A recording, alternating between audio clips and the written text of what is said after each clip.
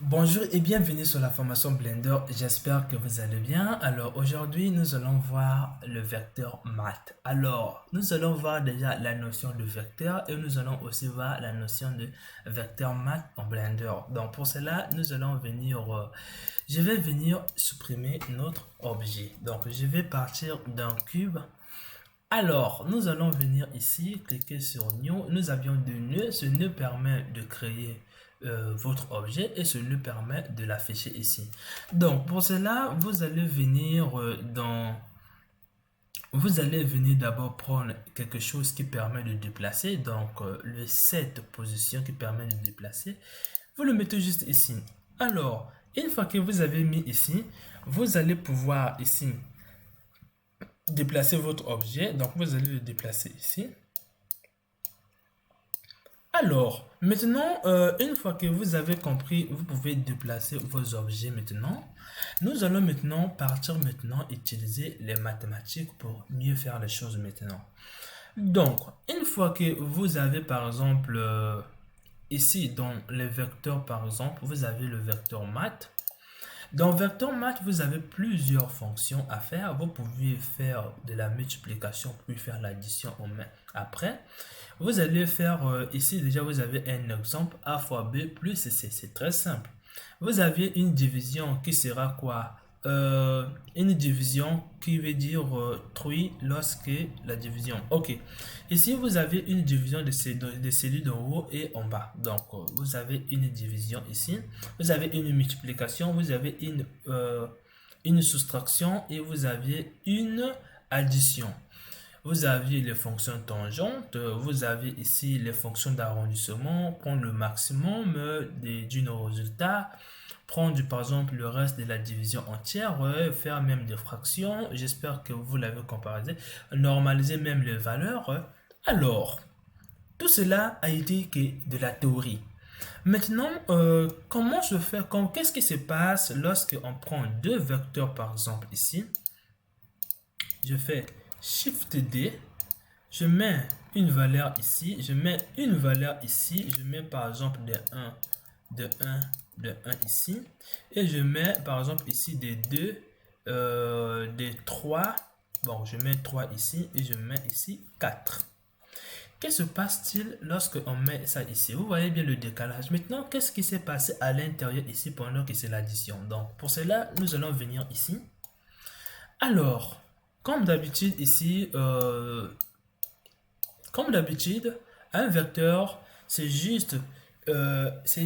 quelque chose qui contient trois valeurs au même moment. Donc, le plus simple possible. Donc, pour cela, pour avoir un vecteur a toujours trois valeurs. Soit vous aurez quelque chose de 1, comme j'ai mis ici, 1, 1. Et là, j'ai mis combien? 2, 3 et 7. Donc, comme vous le voyez, alors, un vecteur s'additionne comment? Ça prend les x et les x. Donc, si je dis ça, c'est x, ça, c'est y, et ça, c'est z. Donc, un vecteur s'additionne en additionnant x plus x, y plus y et z plus z. Donc, c'est comme si vous avez fait les plus ici, les plus ici et les plus ici pour obtenir quelque chose qui va vous donner par exemple, bon, qui va vous donner ça plus ça 3, ça plus ça 4, ça plus ça, c'était combien ici? C'était 5. Alors, vous allez obtenir dans le résultat de votre truc, ça va se déplacer sur le point, sur le coordonnées que j'ai bien dit, 3, 4, 5. Donc, si on vient ici, si nous sommes à 3 ici, donc sur x, on va devoir compter 1, 2, 3. Vous voyez bien le décalage qui est là. On va compter sur z ici parce que c'est z, c'est 5. 1, 2, 3, 4. Donc 1, 2, 3, 4. Je ne sais pas pourquoi c'est ça. Ça devait être plutôt 5, je ne sais pas. Mais j'espère que vous avez compris au moins comment ça se calcule ici. Donc, vous allez pouvoir venir sur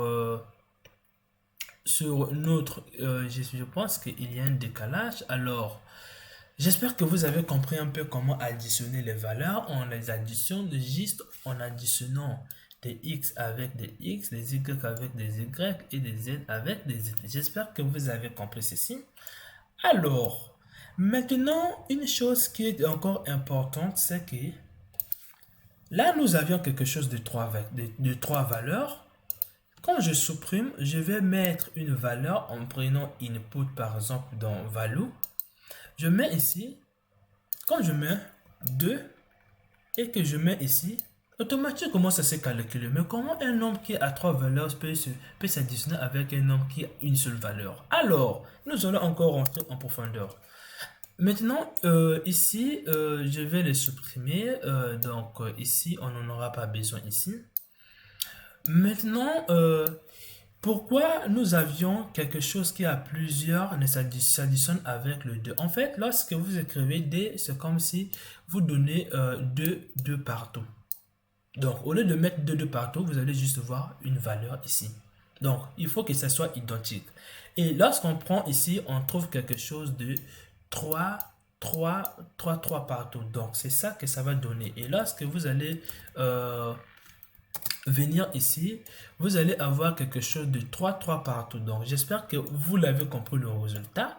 Donc, c'est la même chose si vous prenez par exemple la multiplication ici.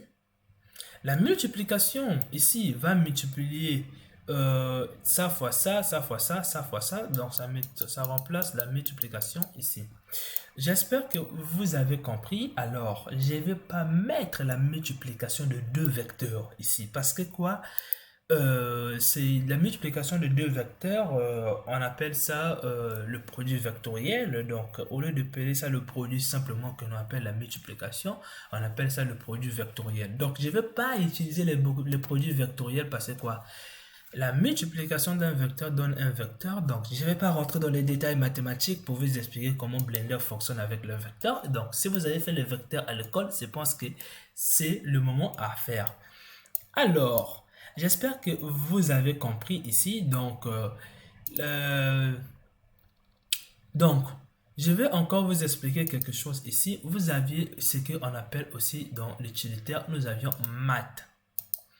Alors, math, il va aussi faire la même chose que vos vecteurs, mais le problème est seulement avec math, il fait apparaître juste une valeur. Donc, comme vous le voyez, vous pouvez multiplier le nombre qui est là. Donc, vous pouvez mettre ici, multiplier par 2. Comme vous le voyez, mais attention, ne l'utilisez pas pour les vecteurs parce que quoi, là vous avez une valeur, mais là vous avez un vecteur. Un vecteur en 3D, c'est quelque chose qui contient toujours 3 valeurs. Mais une valeur est une valeur qui est une, mais un vecteur contient 3 valeurs. Donc, à ne pas le confondre. J'espère que vous avez compris. On se retrouve dans la prochaine vidéo auquel je vais parler du vecteur en rotation.